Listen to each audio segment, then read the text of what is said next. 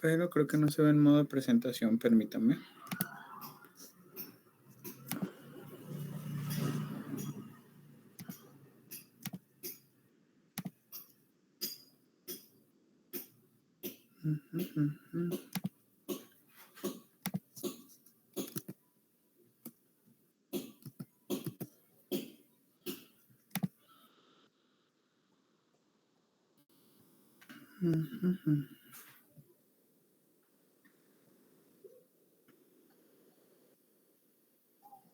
Pensar.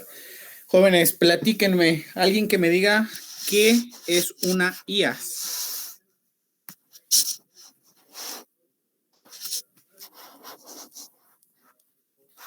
¿Alguien? ¿Alguien que me diga qué es una infección nosocomial? Las IAS son enfermedades asociadas a la atención de salud y tengo entendido que las infecciones nosocomiales era el término anterior al que se refería pues estas enfermedades. Es correcto, doctor. Completamente de acuerdo con usted. Las IAS son aquellas infecciones que se causan cuando tenemos contacto nosotros, hablando como pacientes, con el medio de salud, ¿sí? Puede ser en un consultorio, puede ser en un hospital, puede ser en cualquier lugar en donde se brinde la atención relacionada con la salud, ¿sí? No solamente es hospitalario, que quede muy, muy claro que inclusive ustedes si dan una consulta en su casa, allí ustedes pueden ocasionar una IA, ¿sí? Y ahorita vamos a ver por qué. Yo sé que esta materia, el objetivo de esta materia es que ustedes conozcan enfermedades diversas, principalmente cómo diagnosticarlas y cómo tratarlas. Pero en esta ocasión, y solamente en esta ocasión, vamos a verlo desde el punto que es al igual de importante que diagnosticar y tratar, que es prevenir, ¿sí? Porque las IAS no solamente tenemos que saber cómo identificarlas, lo más importante es saber cómo prevenirlas, ¿ok? Entonces, pues vamos a ver. En México, las IAS están a cargo de algo que se conoce como Red de Vigilancia Epidemiológica Hospitalaria o ROVE, ¿sí? A partir de 1997 se inaugura esta asociación y comenzamos a reportar de modo de unidades centinela todas las IAS generadas. ¿Qué quiere decir esto? Que no todos los hospitales aparecen en las estadísticas nacionales, sino solamente aquellas unidades registradas como centinela. En este caso, por ejemplo, que su servidor, el doctor Eduardo, estoy a cargo de las IAS de la región de Zapopan, ¿sí? Solamente de Zapopan. En este caso, solamente aparecen las IAS del Hospital General de Occidente y del Hospital Valentín Gómez Farías. Son los únicos dos hospitales.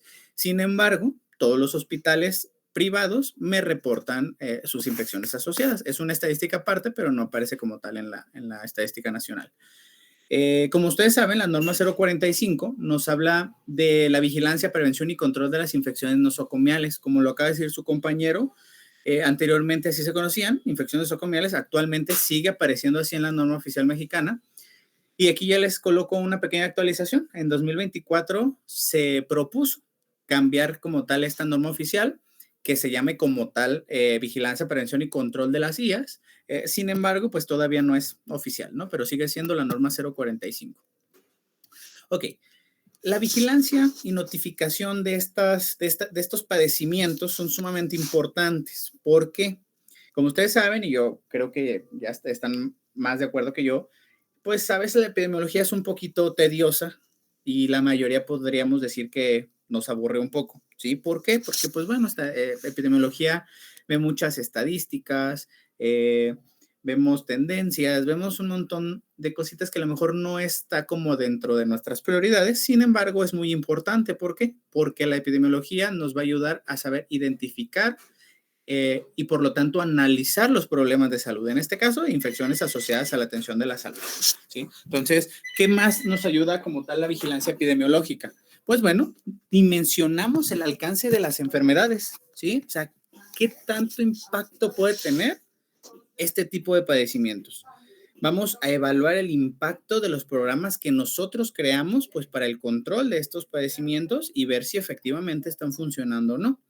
Hablando de las IAS, es muy importante reducir la morbimortalidad porque, como ustedes sabrán, entre más una persona esté en contacto con un medio hospitalario, más probabilidad de complicaciones y de muerte tiene, ¿sí? Y agregando las IAs, esa probabilidad de mortalidad aumenta.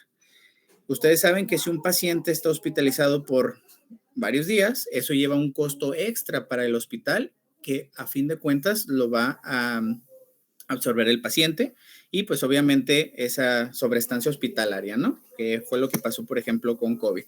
Prácticamente ya no se ve ninguna otra patología que no fuera COVID, ¿sí?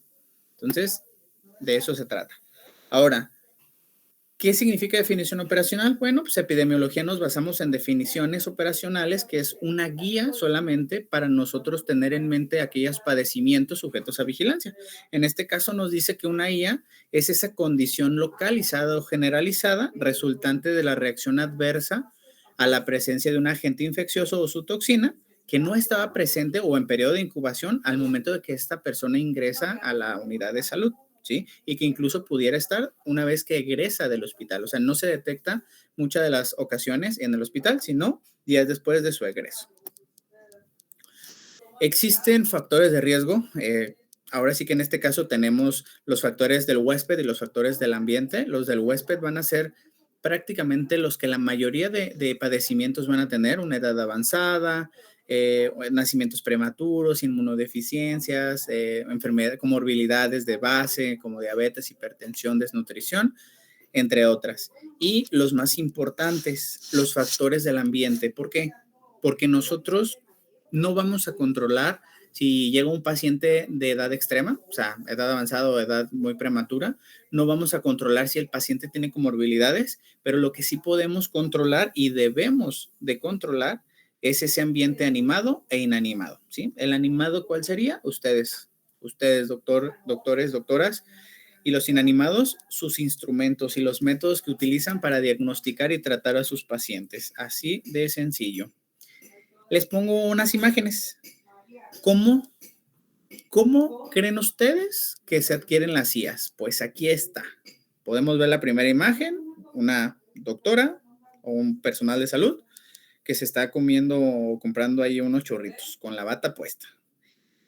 La siguiente foto, pues podemos ver que están en la calle, no están en el medio hospitalario, igual con un quirúrgico y con su bata puesta, que nos encanta la bata, ¿verdad? Los médicos y médicas nos encanta, es como nuestra capa de Superman. Ahí, en la siguiente foto podemos ver que inclusive están llegando a, digamos, a su unidad de salud, a su trabajo, a su servicio, a sus prácticas, ya con un quirúrgico y con una bata puesta. O sea, van llegando al hospital. ¿Quién no sale a comer con la bata puesta? O peor aún, ¿quién no ingresa alimentos a una zona en donde están prohibidos los alimentos, en una zona estéril? ¿Quién no ha comido o va a comer? Espero que no lo hagan ustedes, en la Toco. Yo sé que son jornadas sumamente pesadas. Yo sé que no tenemos absolutamente ningún momento establecido para desayunar, comer o cenar y que vamos a poder consumir alimentos en nuestro proceso educativo pues cuando se pueda y a la hora que se pueda y lo que se pueda, pero eso no justifica que pongamos en riesgo la vida de las personas y créanme, lo van a ver y se los pueden normalizar sus residentes, sus internos, sus adscritos, lo pueden normalizar de decir, no pasa nada, mira, normalmente comemos en esta zona de la Toco. Y ellos les puedo decir que no pasa nada, pero yo les puedo decir que sí pasa, que tenemos muchísimas enfermedades y muertes causadas por nuestras acciones, o sea, no propias del paciente. Entonces, se los encargo. Y lo más importante, la principal causa de IAS, por lo menos en Jalisco, es por esto, una mala higiene de manos.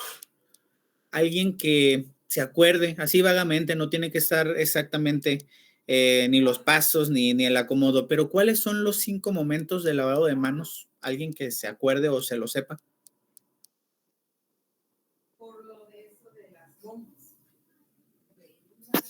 Que me mencione uno, aunque sea.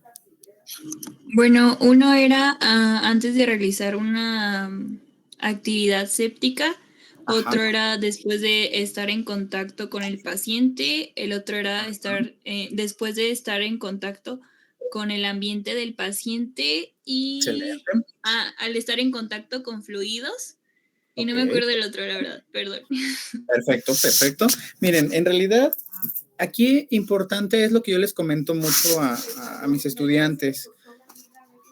Obviamente, si se los pueden saber, perfecto, ¿no? Si los pueden tener ahí en su gafete, excelente. Pero aquí lo más importante es que ustedes sepan que se tienen que estar lavando las manos todo el tiempo, que tienen que estar desinfectando su estetoscopio para revisar a cada paciente. Y díganme la verdad, ¿cuántas veces ustedes han visto, si ya han estado rotando en los hospitales, que yo estoy seguro que sí, que su adscrito, su encargado, su residente lo hace? O inclusive que toma una muestra y ni siquiera se puso guantes. Yo sé que lo han visto, yo sé que probablemente pues lo ven normal, lo ven rutinario, pero créanme, está muy, muy mal. ¿Sí? Si yo les presentara las estadísticas que tenemos de IAS, o sea, causadas por personal de salud en hospitales, como les comento, del Hospital General de Occidente, del Hospital Puerta de Hierro, del Hospital Valle Real, híjole, o sea, es impresionante que cuando se hace la investigación, porque tenemos también brotes, o sea, desafortunadamente hay brotes de IAS, hacemos la investigación y ¿qué creen? Todo es a causa de que el personal no se lava las manos, ¿sí? Entonces, me gusta dar esta clase, ahora sí que entre más, a más tempranos semestres mejor, porque yo espero que por lo menos a uno se le quede un poquito de esto y que de verdad no fomente estas infecciones, no fomente más daño a los pacientes, porque pues bueno, les recuerdo que hicimos un juramento. Muy bien, ya, para no quitarles más su tiempo, así muy, muy rápidamente, existen factores de riesgo, obviamente por tipo de infección. En este caso, hablando de las IAS, tenemos las neumonías asociadas a ventilación mecánica, tenemos las infecciones del torrente sanguíneo asociadas a catéter, infecciones de vías urinarias asociadas a catéter y infecciones de herida quirúrgica. Actualmente se agregaron infecciones por Clostridium difficile, nada más. Pero lo que nos compete a nosotros pues, es lo relacionado a la vía aérea. Entonces, saber que en IAS se pueden separar en infecciones del tracto respiratorio superior e inferior, ¿sí? Entonces, ¿cuáles serían las IAS del tracto superior? Pues bueno, la rinofaringitis y faringoamigdalitis, otitis media aguda y sinusitis aguda. Ojo, ¿de qué va a diferenciar? Y se los pregunto, uno que me conteste, ¿qué va a diferenciar una rinofaringitis o una faringoamigdalitis común que ustedes pueden ver en su consulta día a día, si es que van a dar consulta general, a una rinofaringitis o faringoamigdalitis causada por una IA? ¿Cuál será la diferencia? O una de las diferencias. ¿Qué se les ocurre?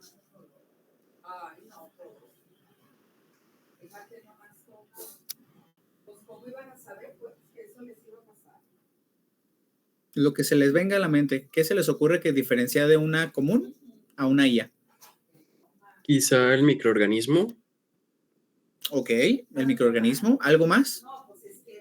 ¿Podría ser el lugar en donde vamos a encontrar al paciente?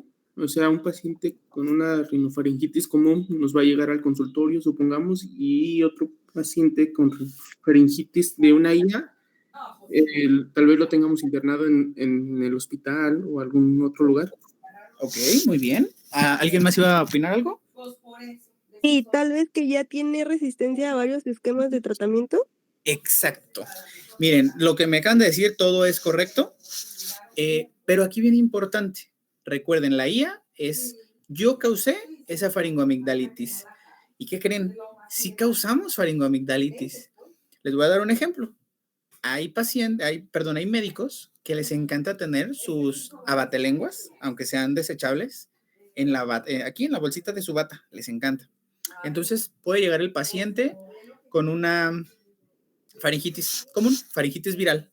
Entonces llega, el médico lo revisa, estamos hablando de consultorios, de farmacia. Le bajan su lengüita con su abatelenguas. Perfecto, no, esto es viral. Bueno, yo espero, ¿verdad? Que sea, que sepan identificar entre el viral y el bacteriano. Digan, esto es viral. Lo mandan a casita con su tratamiento sintomático y vuelve unos días después con secreción purulenta en las amígdalas. Y van a decir ustedes, se hizo bacteriana. No se hizo bacteriana. Puede que tú la hayas hecho bacteriana, ¿sí? ¿Por qué? Porque no era el medio adecuado de los instrumentos que utilizaste.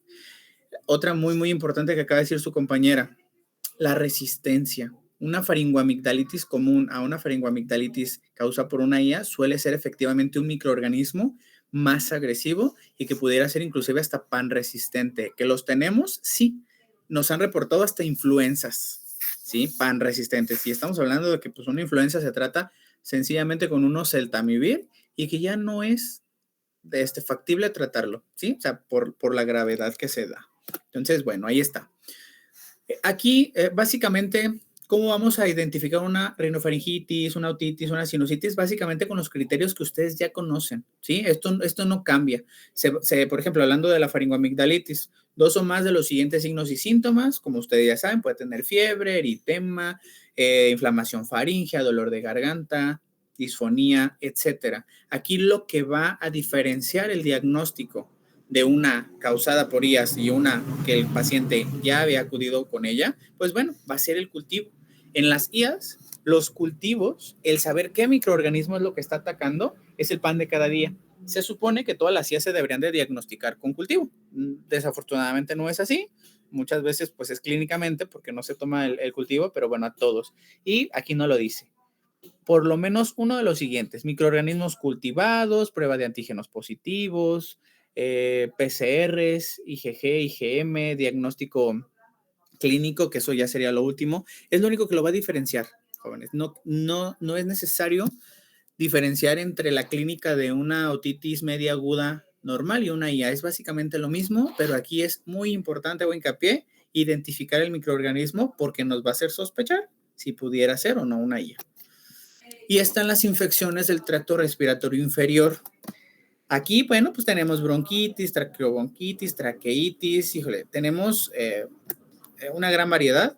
Hablando del tracto respiratorio inferior, pues bueno, hay varios criterios y la realidad es que sí, la ROVE, o sea, que es lo que nos rigen las IAS, sí es muy estricto, sí te da como definiciones muy, muy puntuales, pero repito, básicamente es tener un cultivo positivo a una expectoración o un aspirado traqueal y pues que identifiquemos como tal, ¿no? El microorganismo, y la clínica va a ser la que, repito, ya conocen: fiebre, tos, ronquidos respiratorios. En realidad no hay diferencia, solamente los medios diagnósticos con los que nos apoyemos.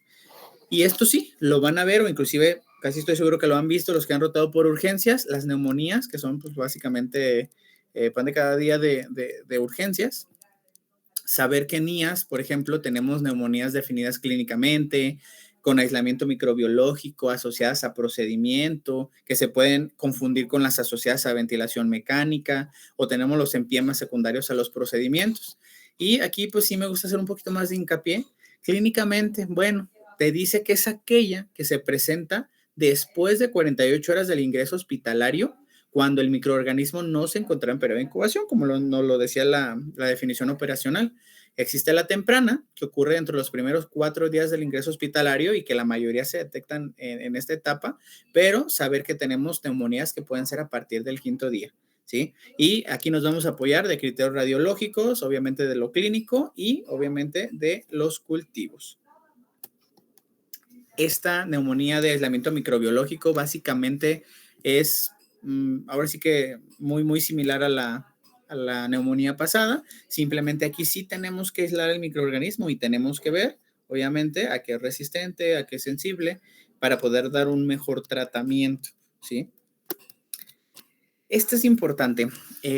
A nosotros, siendo estudiantes, nos encanta pues, que nos dejen hacer procedimientos, ¿sí? A lo mejor este tipo de procedimientos ya sería un poquito más, a lo mejor ya los que están haciendo una residencia, su especialidad, o los que ya son especialistas, pero bueno, saber que se va a presentar en quienes se ha realizado una broncoscopía o una intubación endotraqueal, ¿sí? Esto va a ser en las últimas 48 horas antes del inicio de los signos o síntomas. ¿Qué quiere decir esto? Que el paciente puede llegar grave un lunes y comienza a empeorar un miércoles, un jueves. Y créanme, pocos sospechan de que nosotros causamos esa neumonía, ¿sí? Por el procedimiento que nosotros acabamos de realizar. Hago mucho hincapié que en urgencias, pues bueno, ahora sí que de lo que se trata es de salvar la vida del paciente, pero siempre tratar de tener en cuenta que hay que ayudarlo. No tenemos que perjudicar más a ese paciente que de por sí ya llegó con una afectación lo suficientemente grave para que lo estén intubando en ese momento. ¿Sale? La neumonía asociada, pues bueno, esta se va a presentar cuando el paciente ya tiene una ventilación mecánica y que por lo menos han pasado 48 horas de esa ventilación mecánica. Es en muchas ocasiones un poco difícil diagnosticar o diferenciar entre la de procedimiento, a lo mejor en la intubación o al ventilador mecánico, pero afortunadamente con los cultivos se ayuda excelente porque no solamente es una muestra bronquial, sino que muchas veces también se muestrea como tal el ventilador, ¿sí? Entonces, bueno, básicamente lo demás, los criterios radiológicos, signos y síntomas, básicamente no va a cambiar. Aquí lo único que quiero que se lleven de esta clase es que existen diferentes padecimientos que ustedes van a ver día a día, hablando de vía aérea, y que siempre tenemos que tener en cuenta que nosotros pudimos haber causado esa enfermedad. Y tenemos el empiema, ¿sí? El empiema secundario de procedimiento. Alguien que me diga qué es un empiema. No sé si ya lo vieron en esta clase.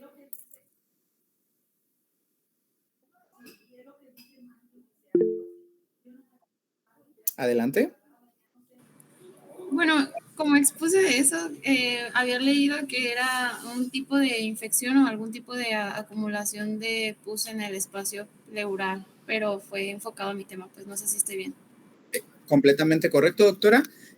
Causas. Podrían ser procedimientos a algún tipo de lesión secundario. No Excelente, sé. doctora. Perfecto. Efectivamente, doctora, digo, hay muchísimas causas de un empiema. En este caso, como usted lo acaba de mencionar, doctora, secundario a un procedimiento, ¿sí? ¿Qué tipo de procedimiento? Bueno, después de un procedimiento invasivo en el espacio pleural, ¿sí? Y lo más importante, por ejemplo, denme un ejemplo de qué procedimiento se puede realizar en el espacio pleural. El más común. Toracotomía. Ok. No, extracción de líquido pleural también podría ser. Ok, perfecto. Una motórax atención. ¿Sí? No sé si lo han visto, no sé si ya lo han leído, yo estoy seguro que ya lo conocen, o que espero que ya lo hayan visto inclusive en persona. Este procedimiento también es una urgencia, también se tiene que realizar, tiene sus procedimientos, pero, ¿qué creen? Que muchas de las veces, y que hablando de estadísticamente, hasta el 60% de los procedimientos pueden causar un empiema, ¿sí? Pero desafortunadamente no, esta estadística no es tan confiable porque miren, aquí lo dice, tenemos hasta 30 días posteriores a la realización del procedimiento. Imagínense qué médico va a pensar que fue una IA causado por el procedimiento un mes después de haberse realizado. Créanme, pocos. ¿Sí? Y más si no están actualizados en el tema como tal de una infección asociada a atención de la salud y en este procedimiento en específico. Entonces, ¿cuántos empiemas no se dan y que no se reportan como una IA, que simplemente se da porque el paciente comenzó con una infección derivado de la neumonía ya establecida, derivado del accidente, bla, bla, bla? Créanme, poco se me notifica un empiema, muy, muy rara vez. Pero bueno, la estadística que les acabo de mencionar es aquí en las Américas, ni siquiera de Jalisco. ¿Y cómo lo podemos identificar? Pues bueno, el paciente comienza con fiebre, los datos clínicos de derrame, radiológicamente nos vamos a apoyar, obviamente vamos a ver, a observar el derrame y pues obviamente tenemos que cultivar ese líquido, ¿sí? Para poderlo diagnosticar. Estos son algunos ejemplos, son los más importantes. Ahora sí que el único que no agregué y se los comento, la influenza también se da y no muchas veces que ustedes tengan como tal el virus en sus manitas que no se lavaron, sino que muchas veces ustedes tienen influenza, acuden a su servicio, a su trabajo, a su guardia, enfermos, sin las medidas de protección adecuadas, que en este caso sería un cubrebocas y estarse lavando y desinfectando las manos frecuentemente, mucho más frecuente que cuando no estamos enfermos. Y no es así. Llegamos tosiendo, no nos lavamos las manos, estamos revisando pacientes y nosotros causamos una influenza a nuestros pacientes. Créanme, ya tuvimos un brote este año de influenza en un hospital. Sí, es causado por el personal médico.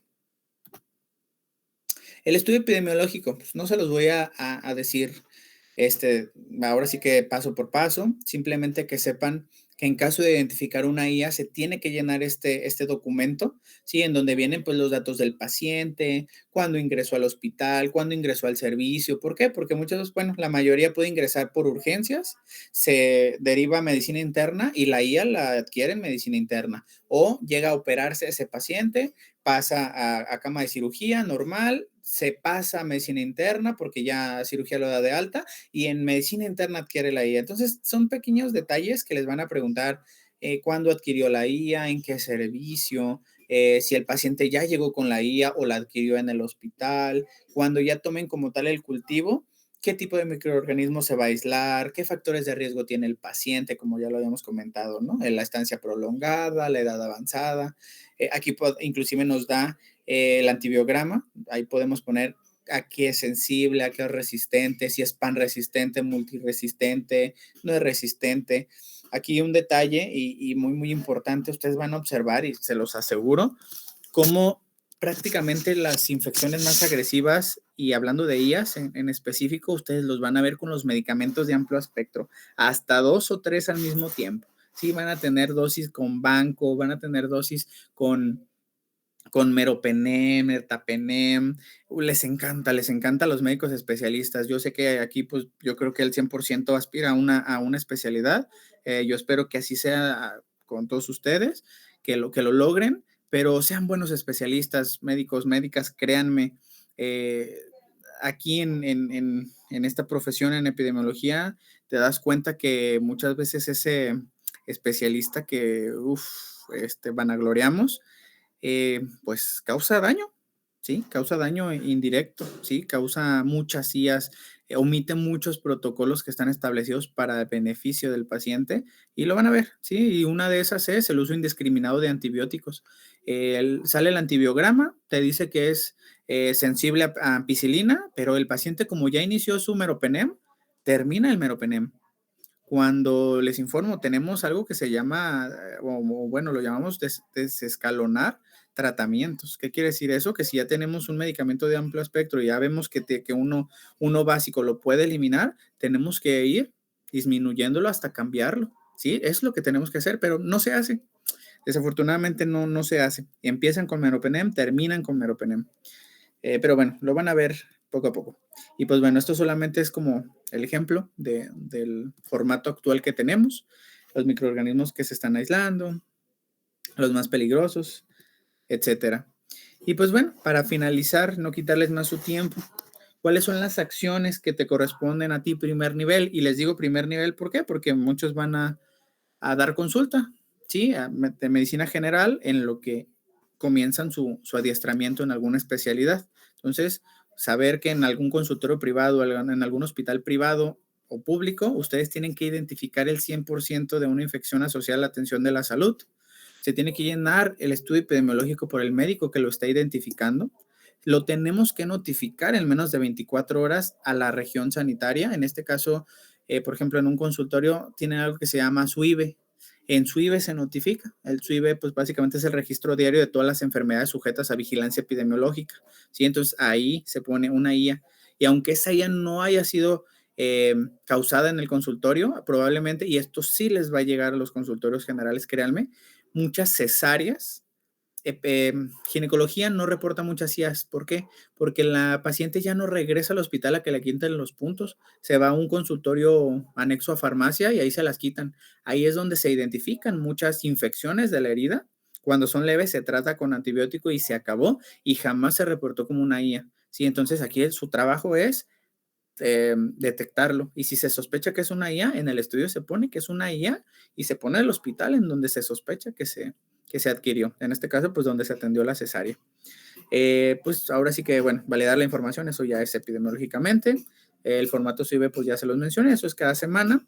Y ustedes lo que tienen que hacer, una vez que detectan una IA en un consultorio, es derivarlo al hospital donde la adquirió. O inclusive, si se diagnostica en un hospital privado y lo adquirió en un público, se tiene que dar referencia al hospital público en donde se adquirió la IA, porque ahí se tiene que hacer toda la investigación, ¿sale? Entonces, por el momento, es lo único que que les quiero compartir. Yo sé que este tema es muy diferente a los temas que van a ver en esta clase, pero créanme, con más de uno que se quede con que se tiene que lavar las manitas para prevenir un montón de infecciones que lo van a ver día a día, yo con eso me doy por bien servido. Y pues bueno, por mi parte sería todo. No sé si tienen alguna duda, alguna pregunta. ¿Alguna duda para el doctor Eduardo para que lo aprovechen?